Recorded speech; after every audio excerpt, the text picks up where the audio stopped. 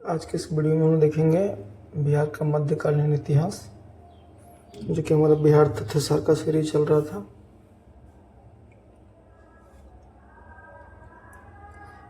इसमें फर्स्ट है बिहार में इस्लामिक सत्ता का प्रवेश। बख्तियार खिलजी ने 1193 से 1203 के मध्य बिहार और बंगाल पर आक्रमण कर विजित किया।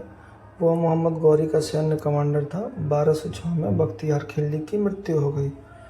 बख्तियार खिलजी के आक्रमण का स्रोत तबकाते नासिरी तथा रियाजुस सलातीन में है। बिहार के मध्यकालीन प्रमुख अभिलेख इस प्रकार हैं: बुद्ध सेन का बोधगया अभिलेख, बिहार शरीफ अभिलेख, संग्राम गुप्त का पंखेम ताम्रपत्र और फिरोज तुगलक का राजगीर जैन अभिलेख, बल्लाल सेन का सनोखर अभिलेख और मोहम्मद बिन तुगलक का बेनीबन अभिलेख। कुछ विद्वानों की मान्यता है कि इस्लामिक सत्ता के प्रवेश के समय बिहार के शासक थे गोविंदपाल, जो कि मगध के थे, इंद्रदुम्न, जो मुंगेर से थे, और उत्तर बिहार का कर्नाट वंशीय नरसिंह देव। 1225 में इल्तुतमिश ने बिहार के राज्यपाल से असंतुष्ट होकर दोबारा अभियान चलाया और इल्तुतमिश ने मलिक जानी को बिहार में अपना पहला सूबेदार नियुक्त किया था। बिहार पर तुर्कों का वर्चस्व 1324 में गयासुद्दीन तुगलक के आक्रमण के पश्चात कायम हुआ था। बिहार के तिरहुत क्षेत्र का विलय मोहम्मद बिन तुगलक के काल में किया गया। इसका नाम तुगलकपुर रख दिया गया। तैमूर के आक्रमण ने दिल्ली सल्तनत को व्यापक क्षति पहुंचाई और इसके परिणाम स्वरूप बिहार में वर्चस्व के लिए जौनपुर और बंगाल के शासकों में प्रतिस्पर्धा शुरू हो गई। 1495-96 के आसपास सिकंदर लोदी ने दरिया खान नुहानी को बिहार का राज्यपाल नियुक्त किया और 1526 में बाबर ने पानीपत के युद्ध में इब्राहिम लोदी को परास्त किया। इसके बाद दरिया खां के पुत्र बहार खान ने बिहार में स्वतंत्र रियासत की घोषणा कर दी। सिरसा के बारे में हम देखते हैं। इसका जन्म 1472 में हुआ, जबकि कुछ विद्वानों के अनुसार 1486 में हुआ था। इसके बचपन का नाम फरीद था और पिता का नाम हसन खां, जो कि सासाराम के एक जागीरदार थे, और इसकी शिक्षा जौनपुर में हुई। बहार खान लोहानी ने फरीद को शेर खां की उपाधि दी थी। मोहम्मद शाह यानी बहार खान लोहानी की मृत्यु के पश्चात उसकी विधवा पत्नी दूदू बेगम से शेर खां ने विवाह कर लिया। शेर खां ने 1529 में मोहम्मद लोदी की तरफ से घाघरा युद्ध में भाग लिया और 1529 में बंगाल के नूरसुद शाह को पराजित कर शेर खां ने हजरते आला की उपाधि धारण की। 1530 में शेर खां ने लाड़ मलिका यानी जो चुनार के फौजदार ताज खां की विधवा थी, उससे विवाह कर लिया। 1534 में वह सूरजगढ़ के युद्ध में शेर खां ने बंगाल के महमूद शाह को पराजित किया और 1539 में चौसा के युद्ध में हुमायूं को पराजित कर शेर खान ने शेर शाह की उपाधि धारण की। 1540 में कन्नौज यानी बिलग्राम के युद्ध में शेर शाह ने हुमायूं को परास्त कर द्वितीय अफगान साम्राज्य और सूरवंश की स्थापना की और 1543 में रायसीन विजय कर वहां के शासक पूरणमल को विश्वासघात से मार डाला और भीषण कत्लेआम करवाया, जो शेर शाह पर एक कलंक है। शेर शाह ने 1544 में मारवाड़ विजय प्राप्त की और 1545 में कालिंजर अभियान में घायल होने के कारण शेर शाह की मृत्यु हो गई।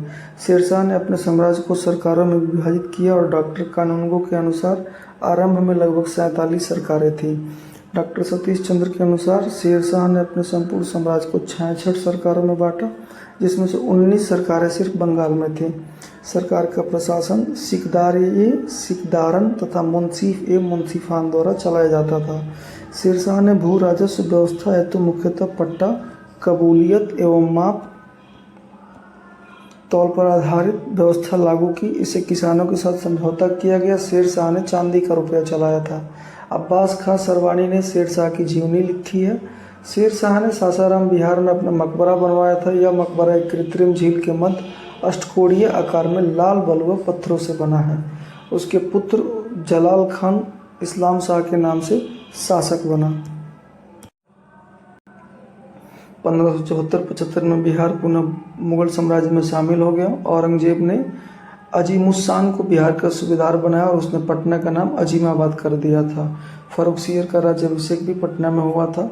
औरंगजेब ने मुर्शीद कुली खां को बंगाल, बिहार, उड़ीसा का सूबेदार नियुक्त किया था। मुर्शीद कुली खां 1704 में बंगाल की राजधानी ढाका से मुर्शिदाबाद स्थानांतरित कर दिया था। गिरिया के युद्ध के बाद अलीवर्दी खां नवाब बना। इसका कार्यकाल 1740 से 1756 तक रहा। वह अंतिम शक्तिशाली नवाब था। 1756 में सिराजुद्दौला जो अलीवर्दी खां का नाती था वो बंगाल का नवाब बना और जून 1757 में प्लासी के युद्ध में अंग्रेजों से हार गया। जून 1757 में ही मीर जाफर को बंगाल का नवाब बना दिया गया। बिहार के प्रमुख सूफी संतों के बारे में हम लोग देखते हैं। तो पहले थे इमाम मोहम्मद ताज फ़की। इसका संबंध मनेर शरीफ पटना से था। मनेर शरीफ बिहार में सूफीवाद का प्राचीन और महत्वपूर्ण केंद्र माना जाता है। और दूसरे बिहार के सूफी संत हैं हजरत सैयदाना मोहम्मद जिलानी अमझरी कादरी। यह स्थान अमजर शरीफ में है, औरंगाबाद में। यह इनका सिलसिला कादरी था। तीसरे थे शेख सरफुद्दीन अहमद याहिया मनेरी। इनका प्रमुख स्थान बड़ी दरगाह या खानकाह था, बिहार शरीफ पटना में है। इनका जन्म स्थान मनेर पटना में रहा। इनकी सिलसिला फिरदौसी था। और हम देखते हैं बिहार के प्रमुख मुगल सूबेदार। अकबर काल में सुजात खां, मिर्जा अजीज कोका और राजा मान सिंह थे। और जहांगीर काल में मसूद फिदाई था। शाहजहां काल में शाइस्ता खां और सैफ खान थे। और औरंगजेब के काल में अजीम उस शाम था। अब हम लोग देखते हैं बिहार के आधुनिक इतिहास के बारे में। इसमें पहला टॉपिक है बिहार में यूरोपीय कंपनियों का प्रवेश।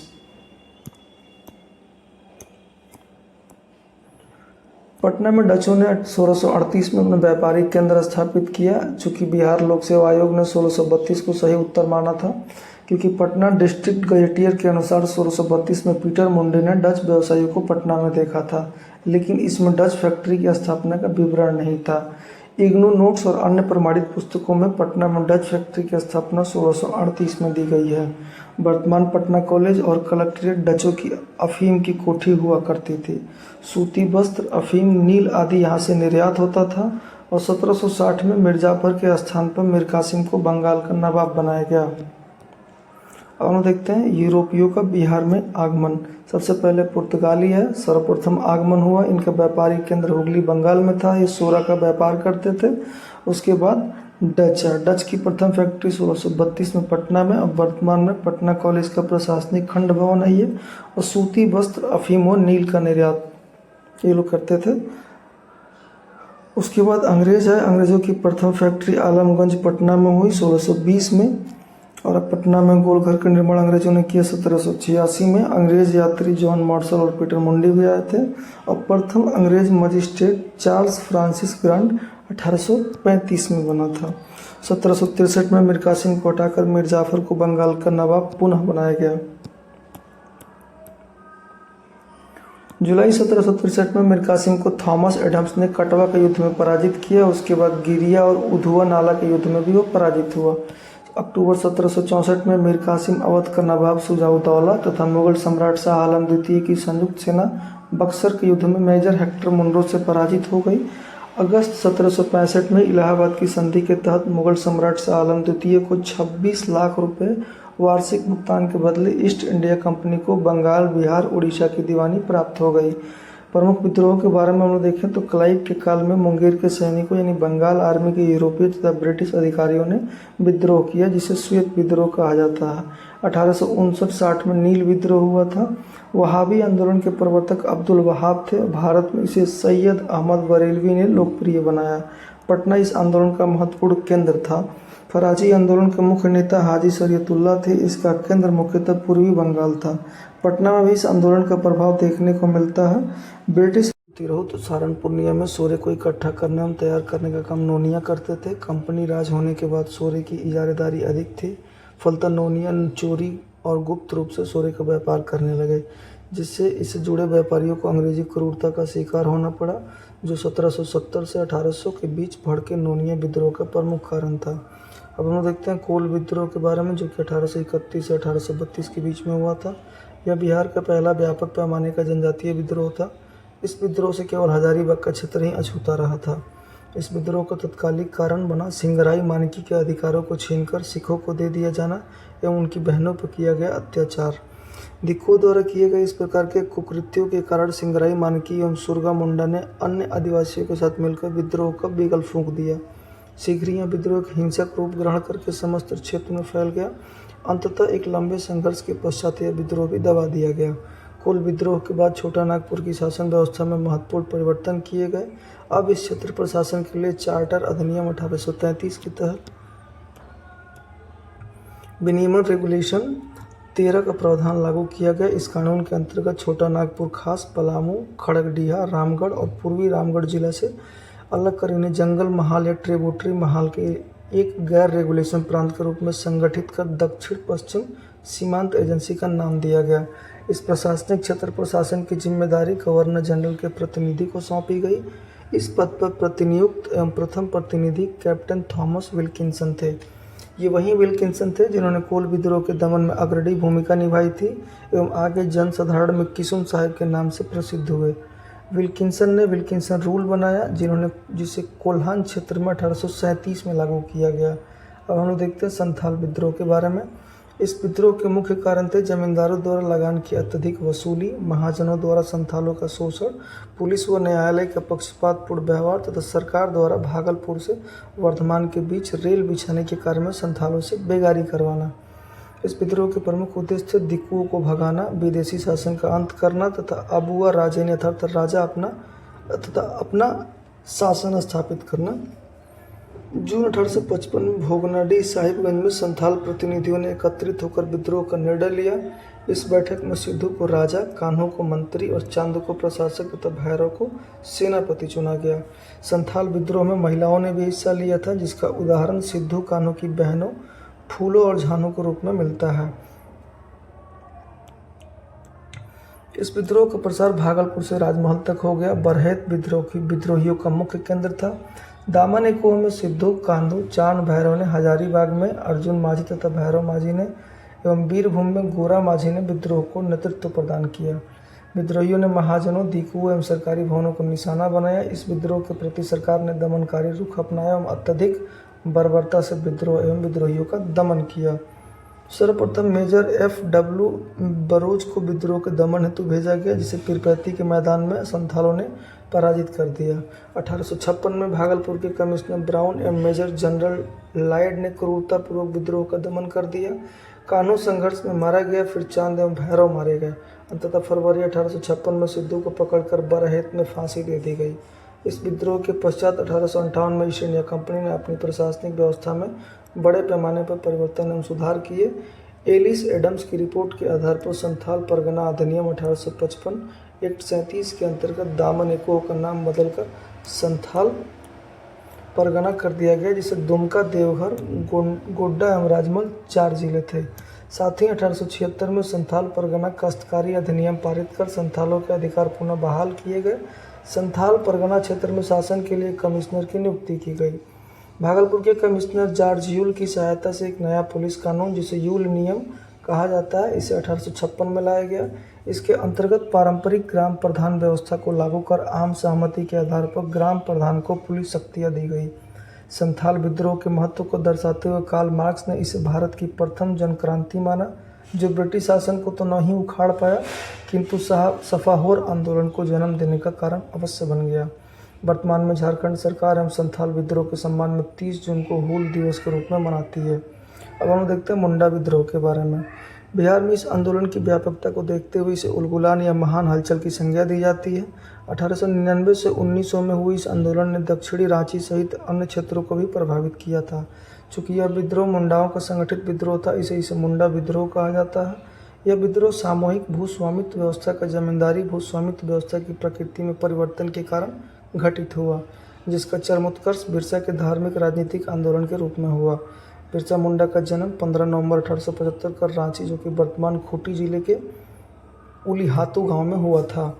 बिरसा के आरंभिक शिक्षक का नाम जयपाल नाग एवं बिरसा के धार्मिक गुरु का नाम आनंद पांडे था, जो वैष्णव धर्म के प्रचारक थे। बिरसा के परिवार ने ईसाई धर्म को अपना लिया। 1886 में जर्मन ईसाई मिशन द्वारा संचालित बाईबासा के एक उच्च विद्यालय में बिरसा का दाखिला दाऊद नाम से हुआ। आगे बिरसा ने ईसाई धर्म को त्याग दिया और आनंद पांडे के संपर्क में आए, जहां उन्होंने वैष्णव धर्म को जाना। फिर बिरसा मुंडा ने वैष्णव और ईसाई धर्म के दर्शनों को मिला जुला एक धर्म चलाया, जिसे लोगों ने बिरसा धर्म कहा और इनके अनुयायी बिरसाइत कहे गए। उन्होंने लोगों को साफ सुथरे रहने, नशाबंदी, सामाजिक कुरीतियों एवं अंधविश्वासों को त्यागने एवं उनसे सबसे बढ़कर एकेश्वरवाद की ओर उन्मुख होने के लिए प्रेरित किया। बिरसा ने केवल सिंह बोंगा की पूजा करने पर बल दिया। 1895 में बिरसा को राजद्रोह के आरोप में गिरफ्तार कर लिया गया और हजारीबाग केंद्रीय कारागार में जुर्माना एवं 2 साल के कारावास की सजा दी गई। परंतु 2 वर्षों के पश्चात 30 नवंबर 1897 के दिन बिरसा को रांची जेल से छोड़ दिया गया। रिहा होने के बाद बिरसा ने अपनी गतिविधियों को तेज कर दिया एवं मुंडाओं को हथियारबंद करना प्रारंभ किया। 24 दिसंबर 1899 को उलगुलान की आग सिंहभूम के चक्रधरपुर से और रांची की खूंटी, कर्रा, तोरपा, तमाड़, बसिया क्षेत्रों में भड़क उठी। विद्रोहियों ने ईसाइयों की भीड़ और गिरजाघरों पर हमला किया। प्रारंभ में निशाने पर सभी ईसाई धर्मावलंबी थे, परंतु बाद में निर्दोष की हत्या से बचने के उद्देश्य से केवल अंग्रेज अफसरों के खिलाफ कार्रवाई की गई। सरकार ने इस विद्रोह का कड़ाई से दमन किया। 9 जनवरी 1900 को डोमबारी से कुछ दूर तक सैल रैका पहाड़ी पर विद्रोहियों और अंग्रेजियों में लड़ाई हुई, जिसमें कमिश्नर फोर्ब्स एवं deputy commissioner street H.C. Field के हाथों विद्रोहियों की पराजय हुई। 500 रुपये के सरकारी इनाम के लालच में जीराकेल गांव के लोगों ने बिरसा मुंडा के गुप्त स्थान के बारे में अंग्रेजों को जानकारी दे दी और बिरसा को चक्रधरपुर सिंहभूम से पकड़ लिया गया। 3 फरवरी 1900 को बिरसा को गिरफ्तार कर लिया गया। 1 जून 1900 को डिप्टी कमिश्नर ने ऐलान किया कि बिरसा को हैजा हो गया है और 9 जून 1900 को बिरसा ने जेल में अंतिम सांस ली। विद्रोह के कारण मुंडा खुटकट्टी व्यवस्था को समाप्त करना, बैठ बेगारी प्रथा का प्रचलन करना, मिशनरियों के भ्रामक नीतियां से मुंडाओं का मोह भंग होना, पुलिस एवं कानून व्यवस्था से निराशा, ये सब विद्रोह के कारण थे। तत्कालिक कारण था 1894 की नई भारतीय वन नीति, जिसके तहत छोटा नागपुर क्षेत्र में कई वनों को आरक्षित या संरक्षित वनों के रूप में घोषित किया गया था। इस क्षेत्र के आदिवासी समुदायों ने इसी नीति का विरोध किया, क्योंकि इससे उनकी भूमि और आजीविका पर विपरीत प्रभाव पड़ रहा था।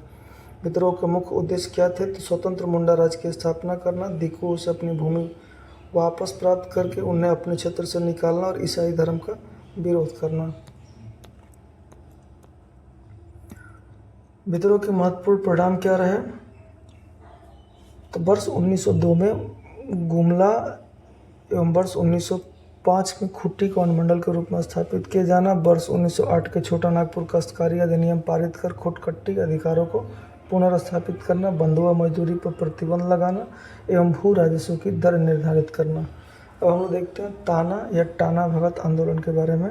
ताना का शाब्दिक अर्थ है तानना या खींचना। ये भगत अपनी खराब स्थिति को खींचकर दूर फेंकना एवं उन्नत स्थिति को प्राप्त करना चाहते थे, इसलिए इन्हें ताना भगत, इनके आंदोलन को ताना भगत आंदोलन कहा गया। यह आंदोलन अपने शुरुआती चरणों में कुरुख धर्म यानी कुरुख या उरांव का मूल धर्म के नाम से जाना गया था। अप्रैल 1914 से उसने उरांव में धार्मिक सुधार संबंधी कार्यों पर जोर दिया।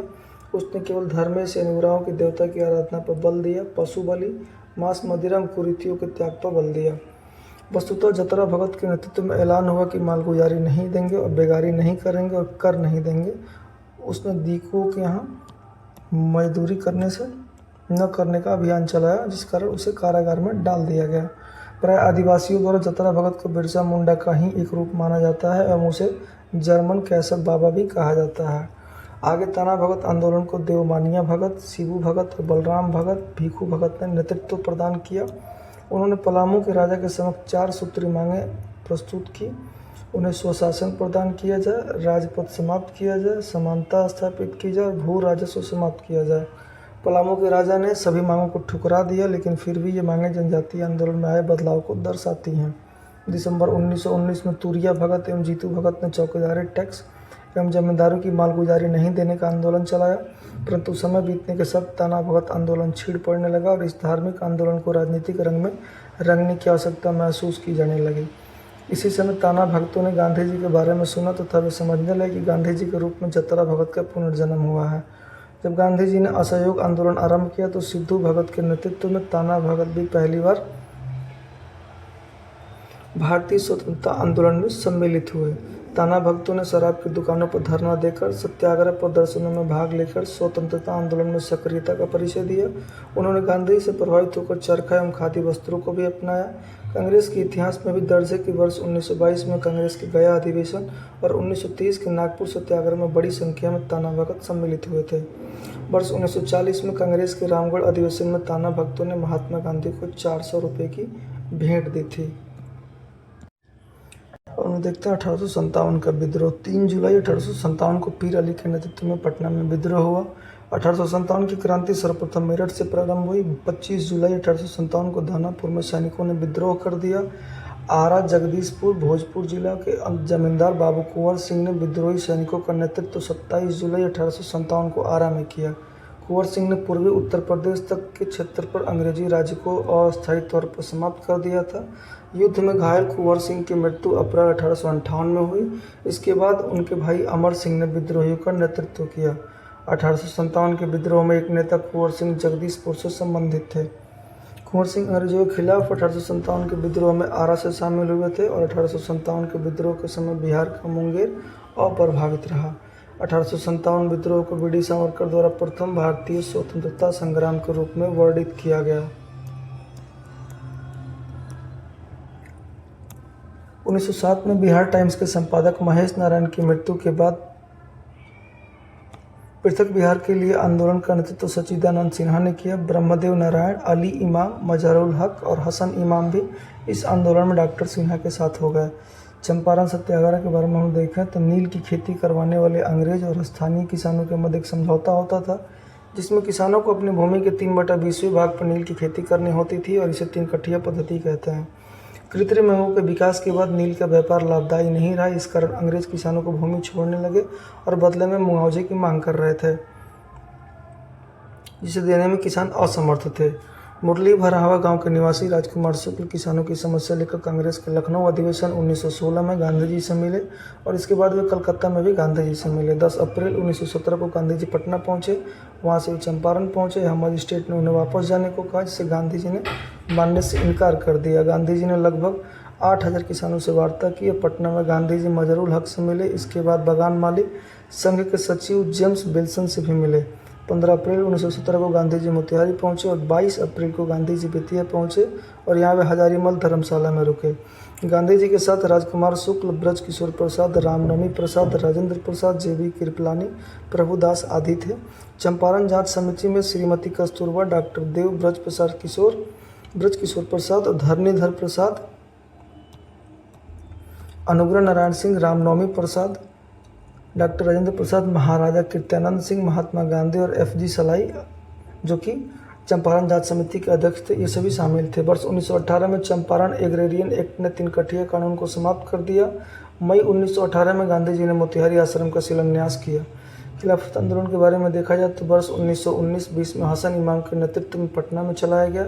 असहयोग आंदोलन डॉक्टर राजेंद्र प्रसाद, ब्रजकिशोर प्रसाद, मजहरुल हक, हसन इमाम, मोहम्मद शफी आदि प्रमुख नेताओं ने बिहार में असहयोग आंदोलन का नेतृत्व किया। द मदरलैंड नामक अखबार मौलाना मजहरुल हक ने निकाला था। 1 अगस्त 1920 से 12 फरवरी 1922 तक असहयोग आंदोलन चला। वर्ष 1922 में कांग्रेस का गया में अधिवेशन हुआ, जिसके अध्यक्ष चित्तरंजन दास, यानी जो कि देशबंधु के नाम से जाने जाते थे, वो थे। किसान सभा के बारे में देखा जाए तो वर्ष 1929 में स्वामी सहजानंद ने बिहार प्रांतीय किसान सभा की स्थापना सोनपुर के मेले में की। स्वामी सहजानंद अध्यक्ष थे और श्री कृष्ण सिंह सचिव बने। वर्ष 1936 में लखनऊ में अखिल भारतीय किसान सभा का गठन हुआ। बढ़ैया ताल या बकास्त आंदोलन, लगान न अदा करने पर किसानों की भूमि जमींदार के पास चली जाती थी, जिसे बकास्त कहते थे। यह आंदोलन कार्यानंद शर्मा के नेतृत्व में मुंगेर में हुआ। वर्ष 1937 से 1939 के बीच में चलाया गया। नासिक जेल में 1933 में आचार्य नरेंद्र देव, जयप्रकाश नारायण आदि ने अखिल भारतीय समाजवादी संगठन बनाने की योजना बनाई। वर्ष 1931 में पटना में बिहार सोशलिस्ट पार्टी की स्थापना हुई। वर्ष 1934 में कांग्रेस सोशलिस्ट पार्टी की स्थापना हुई। सविनय अवज्ञा आंदोलन, वर्ष 1929 में कांग्रेस के लाहौर अधिवेशन में पूर्ण स्वतंत्रता का प्रस्ताव पारित हुआ। 26 जनवरी 1930 को स्वाधीनता दिवस मनाया गया। राजेंद्र प्रसाद ने महात्मा गांधी की सहमति से चौकीदारी कर न अदायगी का आंदोलन चलाया। विपिन बिहारी वर्मा के नेतृत्व में सारण और चंपारण में नमक सत्याग्रह आंदोलन चलाया गया। राजेंद्र प्रसाद और जे.बी. कृपलानी ने मोतिहारी में नमक कानून को भंग किया था। मुंगेर के बहरिया में सरकारी तंत्र निष्प्रभावी हो गया। भारत छोड़ो आंदोलन के बारे में देखा जाए तो 9 अगस्त 1942 को भारत छोड़ो आंदोलन शुरू हुआ। ऑपरेशन 0 आवर चलाकर सरकार ने सभी बड़े नेताओं को गिरफ्तार कर लिया। 11 अगस्त को पटना सचिवालय कांड में कई छात्रों की जान चली गई। छात्रों के जुलूस पर जिलाधिकारी W.G. आर्चर ने गोली चलवाई थी। राजेंद्र प्रसाद को बांकीपुर जेल में रखा गया था। आज़ाद दस्ते का गठन जयप्रकाश नारायण ने किया था। 9 दिसंबर 1946 को संविधान सभा के अस्थायी अध्यक्ष डॉक्टर सच्चिदानंद सिन्हा को बनाया गया। 11 दिसंबर 1946 को डॉक्टर राजेंद्र प्रसाद अध्यक्ष चुने गए और वर्ष 1946 में श्री कृष्ण सिंह के नेतृत्व में बिहार में प्रांतीय सरकार का गठन हुआ। 26 जनवरी 1950 को संविधान लागू हुआ और बिहार भारत संघ के राज्य के रूप में शामिल हुआ। हम देखते हैं बिहार में क्रांतिकारी आंदोलन। बाबाजी ठाकुर दास, पटना में रामकृष्ण सोसाइटी की स्थापना 1906 से 1907 में हुई। मजहरुल हक ने सदाकत आश्रम की स्थापना की। द मदरलैंड समाचार पत्र का प्रकाशन किया। सचिंद्रनाथ सान्याल, बनारस षड्यंत्र केस के तहत काला पानी की सजा मिली। बंदी जीवन पुस्तक का लेखन इन्होंने किया था। पटना में अनुशीलन समिति की शाखा की स्थापना सचिंद्रनाथ सान्याल ने की थी। बंकिम चंद्र मित्र अनुशीलन समिति पटना शाखा की स्थापना में इन्होंने सहयोग किया था। लिबर्टी लीफ्लेट्स वितरण 1901 के दशक से शुरू हुआ था और सहयोगी थे इसके टी.के. घोष, अखिल चंद्र दास गुप्ता जो कि बिहार नेशनल कॉलेज के थे। बैकुंठ शुक्ल हाजीपुर में क्रांतिकारी गतिविधि में शामिल रहे। फणींद्र घोष, लाहौर षड्यंत्र की गवाह में बेतिया में इनकी हत्या हो गई। मोतिहारी जेल में उनको फांसी मिला था। थोड़ा सा इस प्रकार हम लोग का बिहार तथ्यसार का बिहार का इतिहास समाप्त हुआ।